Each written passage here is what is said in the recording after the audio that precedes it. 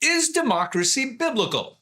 Many people think that the answer is no. After all, the book of Deuteronomy says that Israel is supposed to have a king. Let's look at what the Bible actually says. When you come to the land which the Lord your God is giving you, and possess it and dwell in it, and say, I will set a king over me like all the nations that are around me, you shall surely set a king over you, whom the Lord your God chooses. One from among your brethren you shall set as a king over you. Instead of simply commanding Israel to appoint a king, thou shalt appoint a king, like every other law, the Bible clearly states that only when the people say they want a king, can a king be appointed. In other words, consent of the governed, the choice of the people, is the only way a king can come to power.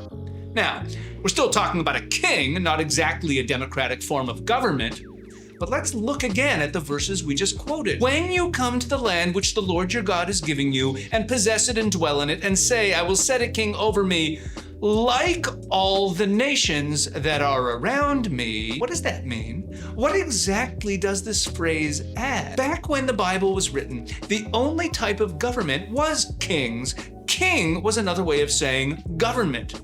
And right here, the Bible tells us that when we're deciding to choose a king or government, we're free to look at the options of the nations around us for different types of governments and see what we think is best. So not only is a king appointed by consent of the people, but even the type of king or government. One final point.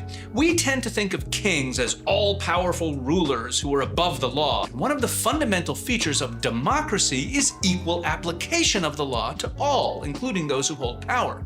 Where do we see this in the Bible? Well, just after telling us that a king is only chosen when the people want one, the Bible continues with a series of limitations on the king's power and the requirement that he study the Bible every day, quote, and be careful to observe all the words of this law and these statutes, that his heart will not be haughty over his brethren. In other words, the king is bound by the same laws as everyone else. The king leads by following the law, not by being above it. To sum up, a king is chosen only by the people and only when they want one.